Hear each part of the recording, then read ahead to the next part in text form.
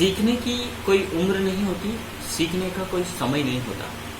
सीखने के लिए एक दृढ़ इच्छा शक्ति की आवश्यकता होती है और जो सीखना चाहता है वो कोई भी कठिन से कठिन कार्य हो उसे सीख सकता है। जरूरी नहीं कि हम आपको कंप्यूटर पढ़ाते हैं और जो पढ़ाते हो हमें सब आता हो। हमें कई बार उस डेटा को प्रिपेयर करना होता है और वो इमेजिनरी होता है, वो हमारे सामने कहीं होता नहीं है। हमें उसे तैयार करने के लिए एक इमेजिनरी डेटाबेस तैयार करना होता है। ये कंप्यूटर का ही नहीं है, ये कोई सा भी क्षेत्र हुआ सभी जगह लागू होता है। आज जिस क्लास की हम जिस बेसिस की बात कर रहे हैं उसमें हमने कुछ मेहनत की, वो हमारे सामने एक्चुअल में था नहीं। है इजी, है बहुत आसान, लेकिन किस प्रकार से करें और ये क्या हो सकता है उसके लिए समय लगा। देखते हैं आज की एक्सेल की क्लासेस में डेटा को ऑटोमेटिक कैसे सेव करें, वो भी सही तरीके से उसी माध्यम में जिस माध्यम में हम चाहते हैं।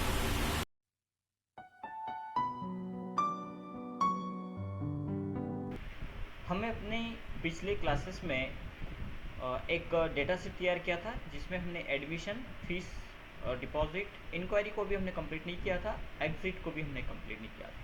तो यहाँ पर एडमिशन को क्लिक करते हैं, यहाँ से स्टूडेंट का एडमिशन लेंगे, सेव को क्लिक करेंगे तो वो डेटा हमारा पहुँच रहा है डेटाबेस में। ये हमने पिछली क्लासेस में समझ लिया था, पढ़ लिया था। यदि आपने पिछला वीडियो नहीं देखा, पिछली क्लास अटेंड नहीं किया है तो उसको एक बार अवश्य देखें। तो यहाँ पर डेटा ऑटोमेटिक सेव हो रहा है। अब हम सेकंड पैरा देखते हैं फीस का, कि हमें यदि स्टूडेंट का एडमिशन हो जाता है इसके बाद उसका फीस डिपॉजिट करना है, तो हम क्लिक करते हैं फीस को। अब आप यहाँ पर देखेंगे जैसे विक्रम सिंह जो स्टूडेंट है उसका एडमिशन हो गया है, कोई भी स्टूडेंट हो सकता है। एडमिशन होने के बाद यहाँ पर जो भी डिस्काउंट हमने दिया है वो डिस्काउंट देने के बाद जो फीस आ रही है वो आ रही है यहाँ पर 11,000। अब यदि स्टूडेंट फीस जमा करता है, स्टूडेंट ने माना कि यहाँ पर 6,000 रुपये जमा किए फर्स्ट इंस्टॉलमेंट, तो हम डिपॉजिट में उसकी फ़ीस जमा करें, इसके बाद शेष फीस आ जाना चाहिए यहाँ पर। साथ ही साथ उसी स्टूडेंट के रिकॉर्ड में वो फीस जमा भी होना चाहिए। तो हम देखते हैं कि स्टूडेंट का एनरोलमेंट नंबर है 4। अब ये हम जब एडमिशन लेंगे तो ऑटोमेटिक जनरेट होगा। फर्स्ट टाइम स्टूडेंट को बताना होगा कि आपका एनरोलमेंट नंबर ये है। हम यहाँ पर रिकॉर्ड नंबर 4 की फ़ीस जमा कर रहे हैं और फीस जमा करना चाह रहे हैं 6,000 रुपये। तो जैसे ही हम यहाँ पर फीस डिपॉजिट करेंगे, इसमें हमने 2 बटन बनाए, एक सेलेक्ट का और सेव का। वो क्यों बनाया है वो भी हम आगे डिस्कस करेंगे। तो हमें पहले सेलेक्ट करना होगा और उसके बाद देन सेव करना होगा। जैसे ही आप सेव करेंगे तो यहाँ पर ये आपको फीस शेष फीस बता देगा। रिमाइंड फीस 5,000 बचे हैं, 11,500 टोटल फीस था, 500 रुपये का डिस्काउंट मिला स्टूडेंट को, टोटल फीस 11,000 हो गया। अब 11,000 में से 6,000 स्टूडेंट जमा कर चुका है, तो शेष जो फीस बच रही है वो 5,000 बच रही है। जैसे नेक्स्ट टाइम वो आता है, अब ये फर्स्ट टाइम का है, नेक्स्ट टाइम यदि उसने फ़ीस जमा किया 2,000 रुपये, जैसे हम सेलेक्ट करेंगे, सेव करेंगे, आप देखेंगे कि अब उसके 3,000 रुपये बचे हैं। 5,000 में से 2,000 ऑटोमेटिक माइनस हो गया है। और यदि वो यहाँ पर 3,000 और तीसरा इंस्टॉलमेंट जमा करेगा तो फीस उसकी यहाँ पर 0 हो जाएगी और ये 3,000 का रिसिप्ट हम बना करके दे देंगे। ये हमारा सब कुछ डेटाबेस में सेव हो रहा है। इसके लिए कोई प्रोग्रामिंग नहीं किया है हमने, ऐसे बीबी के कोड होते हैं उनके माध्यम से प्रोग्राम तैयार कर सकते हैं, लेकिन यहाँ पर बहुत इजी तौर पर हमने इस डेटा शीट को तैयार किया हुआ है।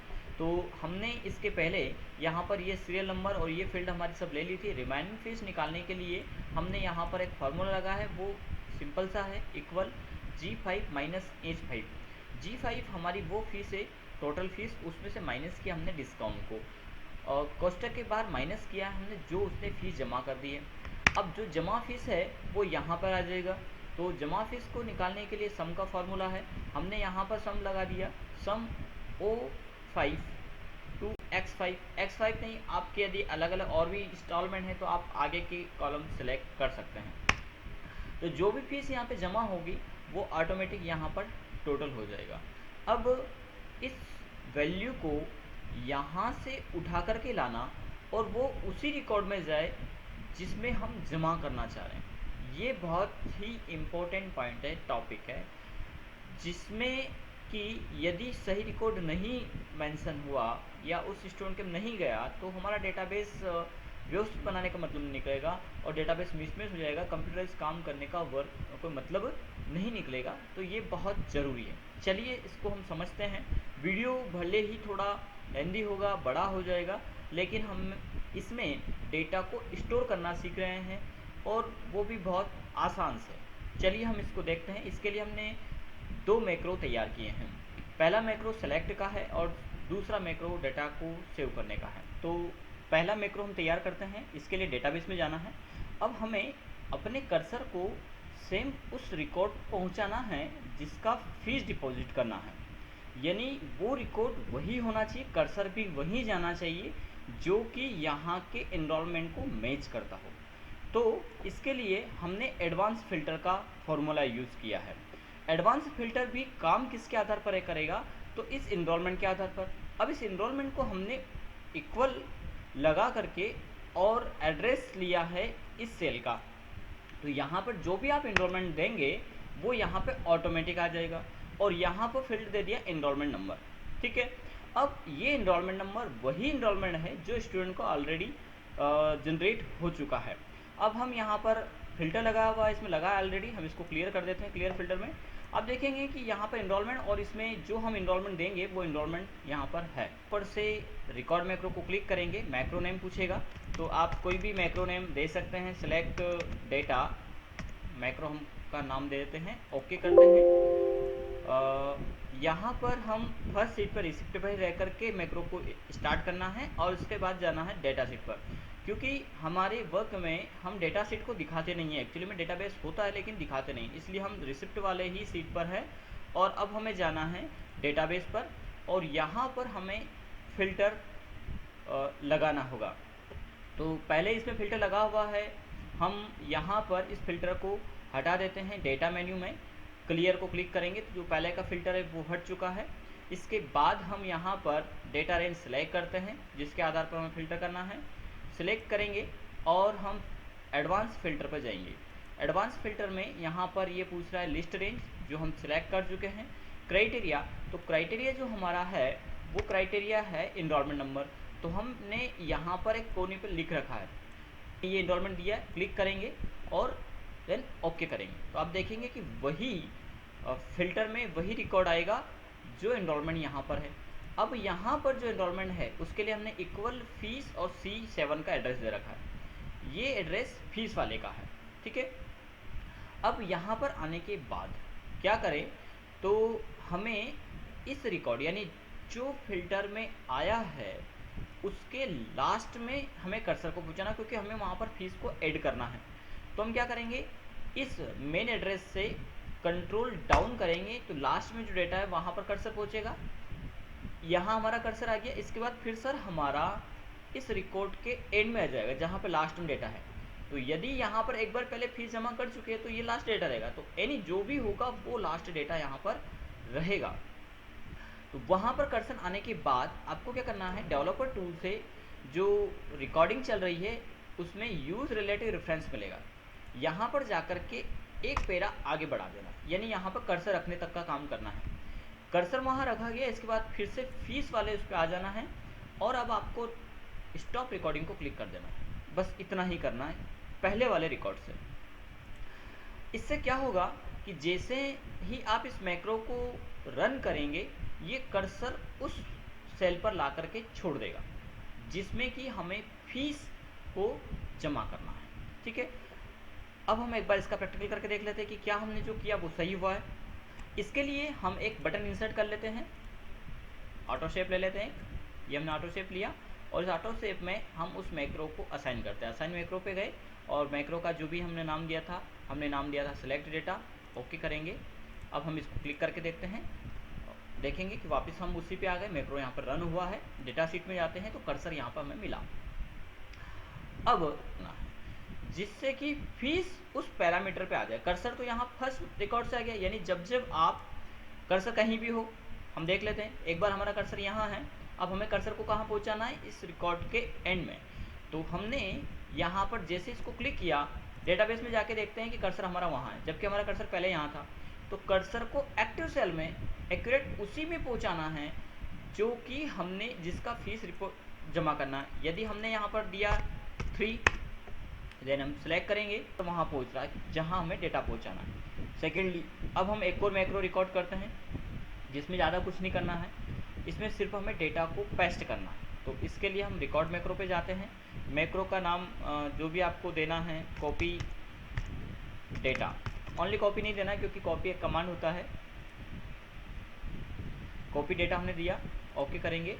और हमें यहाँ से इस मैक्रो में क्या करना है, जो भी डिपॉजिट फीस है उसका कॉपी कर लेना है और सेकंड सीट पर गए, यहाँ पर जहाँ कर्सर एक्टिव, कर्सर को कुछ ध्यान रखना है कि आपको अन्य जगह कहीं पर भी किसी भी सेल पर क्लिक नहीं करना, नहीं तो जो सेलेक्ट है, क्योंकि मैक्रो वही करेगा जो हम करेंगे। यदि आपने क्लिक किया तो उस लोकेशन को क्लिक करेगा फिर पेस्ट करेगा।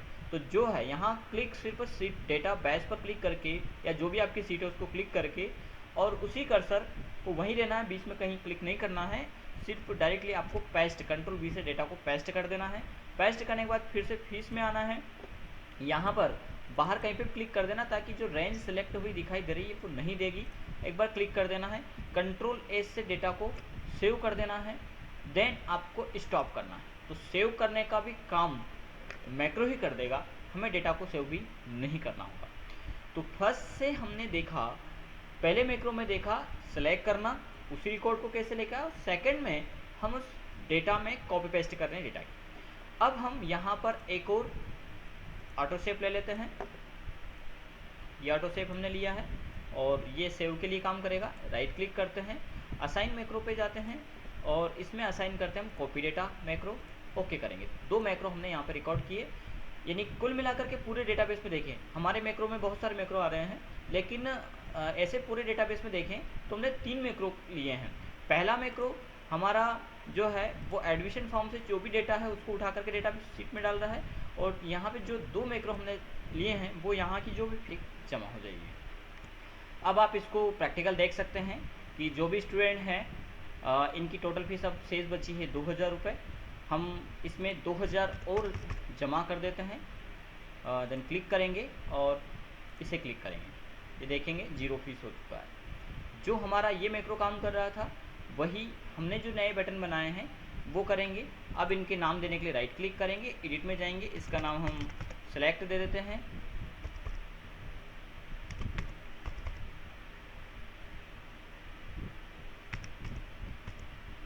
और इसका नाम सेव दे देते हैं। राइट क्लिक करेंगे, एडिट में सेव दे देंगे।